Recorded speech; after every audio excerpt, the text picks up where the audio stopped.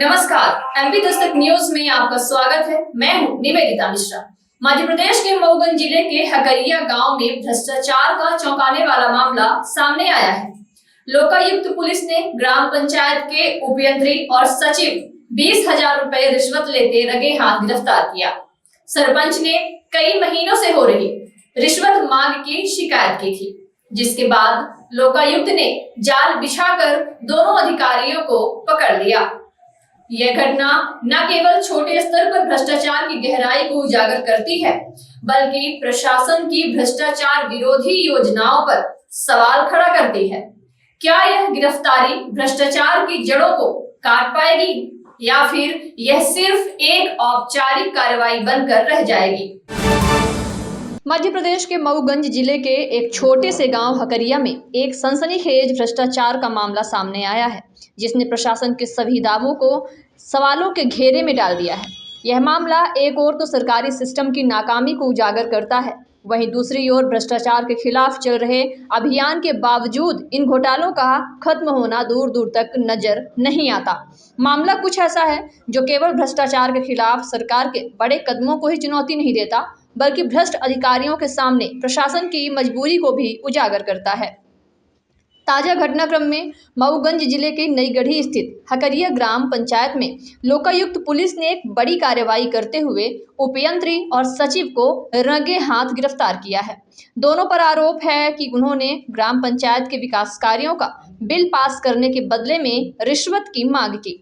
आरोपियों में उपयंत्री भोला प्रसाद पटेल और सचिव टीकम प्रसाद पांडे का नाम सामने आया है, जिन्होंने ग्राम पंचायत के सरपंच तरुण शुक्ला से 20,000 रुपए की रिश्वत मांगी थी।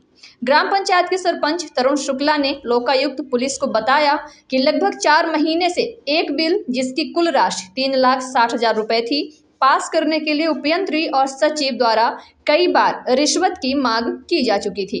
सरपंच शुक्ला के मुताबिक वह पिछले कई महीनों से इन अधिकारियों के दफ्तर के चक्कर काट रहे थे, लेकिन दोनों अधिकारी हर बार नया बहाना बनाकर रिश्वत की मांग करते रहते थे।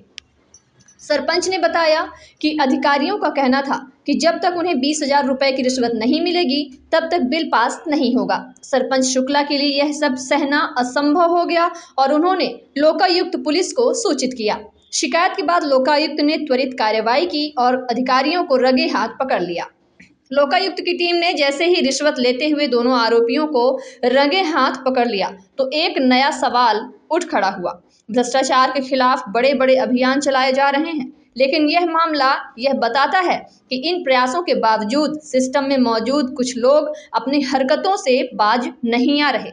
यह घटना भ्रष्टाचार के खिलाफ चल रही कार्रवाई की सफलता पर भी बड़ा सवाल खड़ा करती है, क्योंकि अगर ग्राम पंचायत जैसे छोटे स्तर पर यह सब हो सकता है तो क्या बड़े सरकारी विभागों में ऐसा नहीं हो रहा होगा? सरपंच के मुताबिक यह मामला सिर्फ एक उदाहरण है, बल्कि ऐसे कई मामलों की सूची लंबी हो सकती है, जिन्होंने आरोप लगाया कि रिश्वत मांगने वाले अधिकारियों की यह आदत नहीं बल्कि एक चालाक तरीका बन चुकी है, जिससे वे लगातार पैसे ऐंठ रहे हैं। यह केवल इस गांव का ही मामला नहीं, बल्कि इस तरह के भ्रष्टाचार की लहर जिले के कई हिस्सों में फैली हुई है, जहां छोटे अधिकारियों द्वारा बड़े बड़े बिल पास करने के बदले रिश्वत की मांग की जाती है।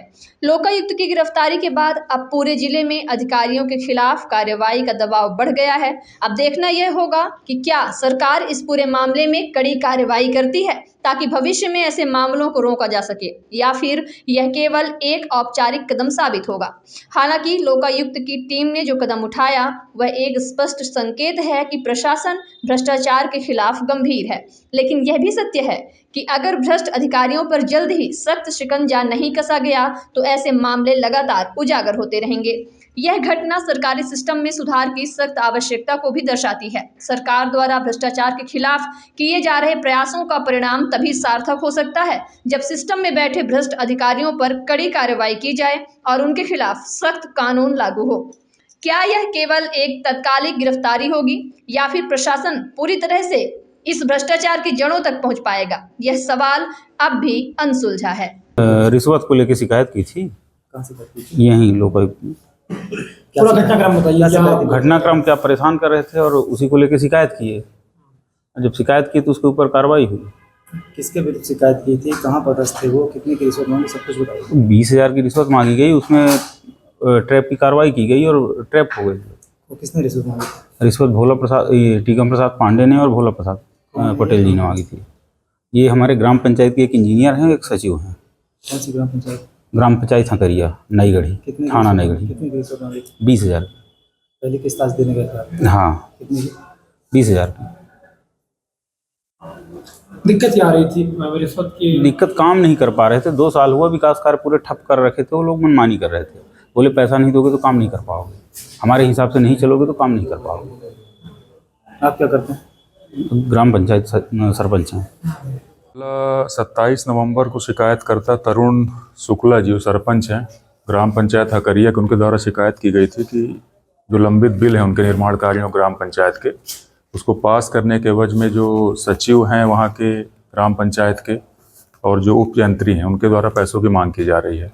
शिकायत का सत्यापन किया गया। सत्यापन के पश्चात शिकायत सही पाए जाने पर पुलिस अधीक्षक महोदय के आदेश से ट्रैप दल गठित किया गया और आज ट्रैप की कार्रवाई की गई। दोनों आरोपियों को पैसा लेते हुए पकड़ा गया है। कितने की रिश्वत मांगी? 20,000 रुपये की रिश्वत की मांग थी। 20,000 रुपये लेते हुए उनको आज को पकड़ा गया। और वो नाम क्या है, किन किन पदों पर? ये उपयंत्री भोला प्रसाद पटेल हैं और ग्राम पंचायत सचिव हैं टीकम प्रसाद पांडे। कब से काम रोक के रखा था? ये करीब 4 महीने के बिल उनके पेंडिंग है अभी, और आगे इन्वेस्टिगेशन में और पता चलेगा पुराने कितने बिल हैं। कितने का बिल? ये बिल के बारे में करीब 3,60,000 का बिल उनका पेंडिंग बता रहे हैं अभी, और विवेचना में और जो आगे पता लगेगा। फाइल की जांच होगी और भी फाइल गवाह के बैठे होंगे, पैसे को पास करेंगे। इन्वेस्टिगेशन में जो मैटर आएंगे सबकी जांच करेंगे हम लोग। कार्रवाई कहाँ पर हुई है? ये कार्रवाई नई गढ़ी जो तहसील, उसी के सामने कार्रवाई की गई है और अभी लिखा पढ़ी यहाँ कार्यालय में ला के कर रहे हैं। तहसील के सामने पैसे का लेन देन है? जी, तहसील के सामने ही पैसे का लेन देन। फिलहाल इस खबर में इतना ही। फिर मिलते हैं एक नई खबर के साथ। तब तक के लिए नमस्कार।